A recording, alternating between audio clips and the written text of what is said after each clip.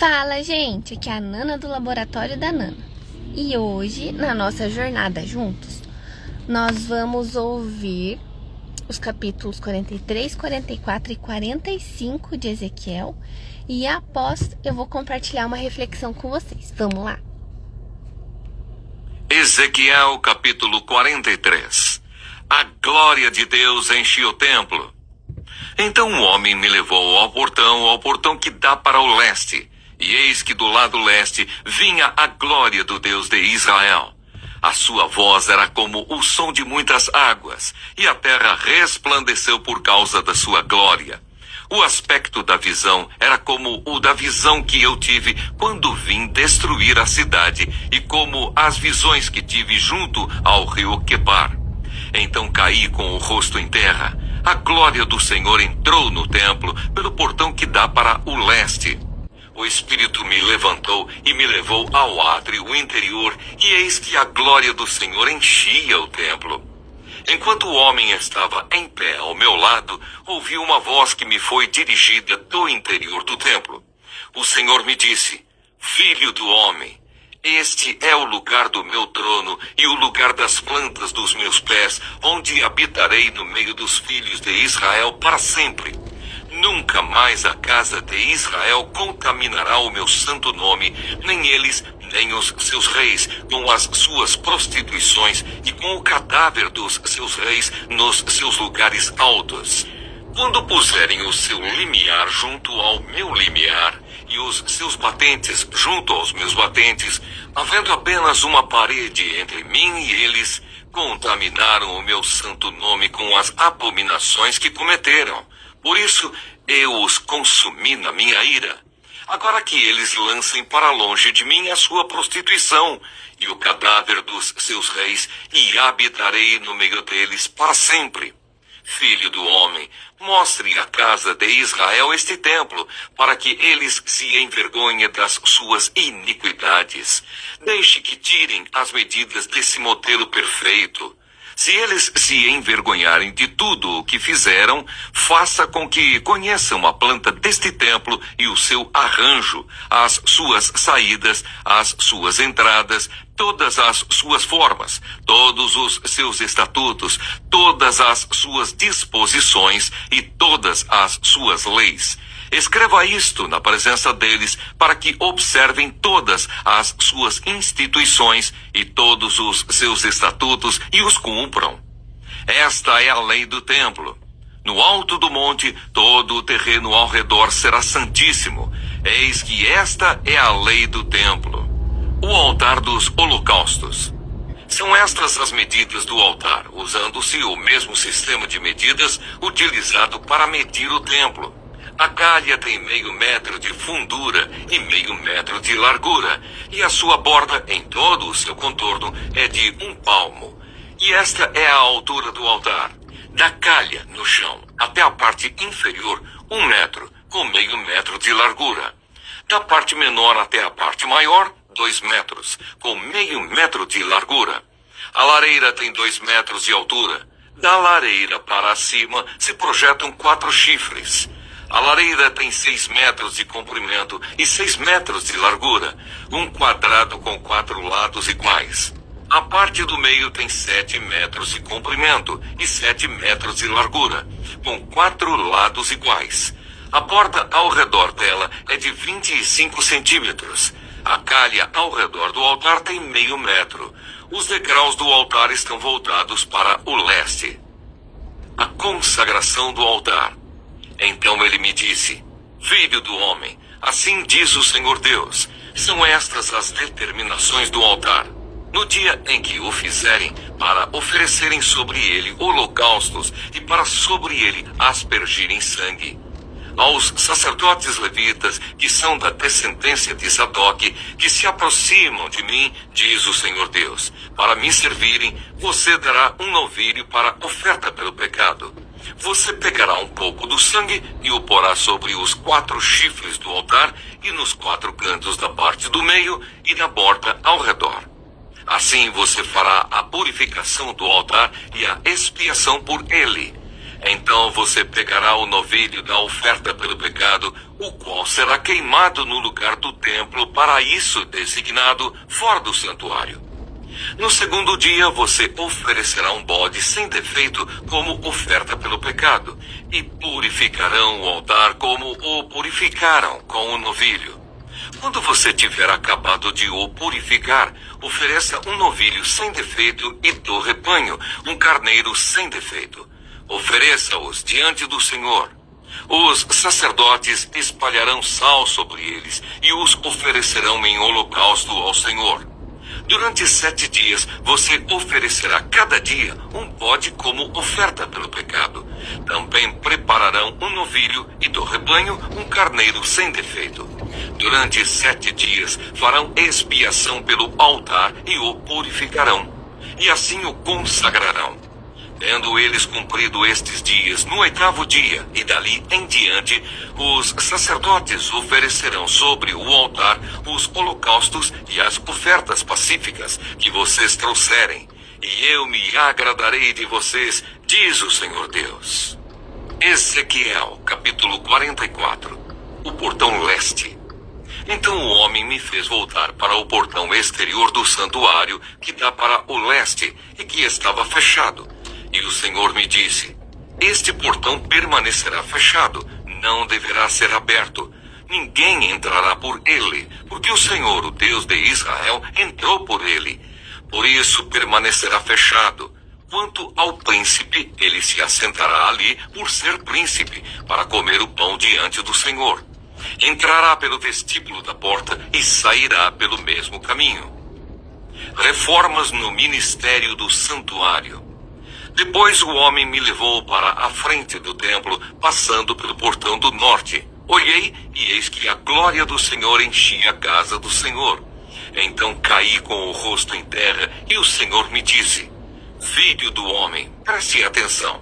Veja com os próprios olhos e ouça com os próprios ouvidos tudo o que eu lhe disser a respeito de todas as determinações da casa do Senhor e de todas as suas leis. Preste atenção na entrada do templo e em todas as saídas do santuário. Diga aos rebeldes, a casa de Israel: assim diz o Senhor Deus, basta de todas essas suas abominações, ó casa de Israel. Porque vocês levaram estrangeiros, incircuncisos de coração e incircuncisos de carne, para estarem em meu santuário e profaná-lo, a saber, o meu templo, quando oferecem o meu pão, a gordura e o sangue. Vocês quebraram a minha aliança, fazendo todas essas abominações. Vocês não cumpriram as prescrições a respeito das minhas coisas sagradas, mas constituíram estrangeiros para executarem o serviço no meu santuário em lugar de vocês. Assim diz o Senhor Deus: nenhum estrangeiro que se encontra no meio dos filhos de Israel, incircunciso de coração ou incircunciso de carne, entrará no meu santuário. Os levitas, porém, que se afastaram de mim quando Israel se desviou, que se desviaram de mim para ir atrás dos seus ídolos, levarão sobre si a sua iniquidade. Contudo, eles poderão servir no meu santuário como guardas dos portões e ministros do templo. Eles matarão os animais do holocausto e do sacrifício para o povo e estarão diante do povo para o servir. Mas porque serviram o povo na presença dos seus ídolos e puseram diante da casa de Israel um tropeço que os levou a cair em iniquidade, por isso jurei a respeito deles, diz o Senhor Deus, que eles levarão sobre si a sua iniquidade. Não se aproximarão de mim para me servirem no sacerdócio, nem se aproximarão de nenhuma de todas as minhas coisas sagradas, que são santíssimas, mas levarão sobre si a sua vergonha e as suas abominações que cometeram. Contudo, eu os encarregarei da guarda do templo, de todo o serviço e de tudo o que tiver de ser feito nele. Os deveres dos sacerdotes. Mas os sacerdotes levitas, os filhos de Sadoque, que cumpriram as prescrições do meu santuário, quando os filhos de Israel se desviaram de mim, eles se aproximarão de mim para me servirem, e estarão diante de mim para me oferecerem a gordura e o sangue, diz o Senhor Deus. Eles entrarão no meu santuário e se aproximarão da minha mesa para me servirem e cumprirão as minhas prescrições. Quando entrarem pelos portões do átrio interior, usarão vestes de linho. Não deverão usar nada feito de lã quando servirem nos portões do átrio interior ou dentro do templo. Deverão usar turbantes de linho na cabeça e calções de linho sobre as coxas. Não deverão usar nada que os leve a suar. Quando saírem para o átrio exterior, para junto do povo, deverão tirar as vestes com que ministraram, deixando-as nas santas câmaras. Deverão usar outras roupas para que, com as suas vestes, não santifiquem o povo. Não raparão a cabeça, nem deixarão o cabelo ficar comprido. Pelo contrário, devem cortá-lo como convém. Nenhum sacerdote beberá vinho quando entrar no átrio interior. O sacerdote não se casará nem com viúva, nem com mulher divorciada, mas somente com uma virgem da linhagem da casa de Israel ou com a viúva de um sacerdote. Os sacerdotes ensinarão o meu povo a distinguir entre o santo e o profano, e lhe darão entendimento quanto à diferença entre o impuro e o puro. Quando houver litígio, eles atuarão como juízes, decidindo a questão segundo o meu direito. Guardarão as minhas leis e os meus estatutos em todas as festas fixas e santificarão os meus sábados. Não se aproximarão de nenhuma pessoa morta, porque se contaminariam. Apenas se o morto for o pai, a mãe, um filho, uma filha, um irmão ou uma irmã que não tiver marido, poderão se contaminar. Depois que ele se purificar de novo, deverá esperar 7 dias. No dia em que ele entrar no lugar santo, no átrio interior, para ministrar no lugar santo, apresentará a sua oferta pelo pecado, diz o Senhor Deus. Os sacerdotes terão uma herança. Eu sou a sua herança. Vocês não lhes darão nenhuma propriedade em Israel. Eu sou a sua propriedade. As ofertas de cereais, as ofertas pelo pecado e as ofertas pela culpa eles comerão. E toda coisa consagrada em Israel será deles. O melhor de todos os primeiros frutos de toda a espécie e toda a oferta de toda a espécie serão dos sacerdotes. Também a primeira parte do cereal moído vocês darão aos sacerdotes, para que façam repousar a bênção sobre a casa de vocês. Os sacerdotes não comerão nenhum pássaro ou animal que tenha morrido por si mesmo, ou que tenha sido dilacerado por outro animal. Ezequiel capítulo 45. A porção da terra separada para Deus. Quando vocês repartirem a terra como herança, façam uma oferta ao Senhor, uma porção santa da terra. O comprimento dessa porção será de 12,5 quilômetros, e a largura será de 5 quilômetros. Ela será santa em toda a sua extensão. Dessa porção, o santuário será uma área quadrada de 250 metros por 250, tendo ao redor uma área aberta de 25 metros de largura. Dessa porção santa, separe uma área de 12,5 quilômetros de comprimento por 5 quilômetros de largura. Ali estará o santuário, o lugar santíssimo. Este será o lugar santo da terra, destinado aos sacerdotes, ministros do santuário, que dele se aproximam para servir o Senhor, e lhes servirá de lugar para as suas casas. Será também um lugar santo para o santuário. Os levitas, ministros do templo, terão uma propriedade de 12,5 quilômetros de comprimento por 5 de largura, onde poderão morar em suas cidades. Separem uma área de 2,5 quilômetros de largura por 12,5 quilômetros de comprimento ao lado da porção santa, para ser propriedade da cidade. Ela pertencerá a toda a casa de Israel. A porção do príncipe de Israel. O príncipe terá a sua parte dos dois lados da porção santa e da propriedade da cidade, diante da porção santa e diante da propriedade da cidade. Do lado oeste se estenderá na direção do oeste, e do lado leste se estenderá na direção do leste. O comprimento corresponderá a uma das porções das tribos, desde a fronteira oeste até a fronteira leste. Esta terra será a propriedade do príncipe em Israel. Os meus príncipes nunca mais oprimirão o meu povo. Pelo contrário, distribuirão a terra à casa de Israel, segundo as suas tribos. Pesos e medidas. Assim diz o Senhor Deus: basta, ó príncipes de Israel, afastem a violência e a opressão e pratiquem o juízo e a justiça. Deixem de fazer explorações entre o meu povo, diz o Senhor Deus. Tenham balanças justas, efa justo e bato justo. O efa para medir cereais e o bato para medir líquidos serão da mesma capacidade, de maneira que o bato contenha a 10ª parte do homer e o efa contenha a 10ª parte do homer. O homer será a medida padrão. O ciclo será de 20 geras. Uma mina será igual a 20 ciclos, mais 25 ciclos, mais 15 ciclos.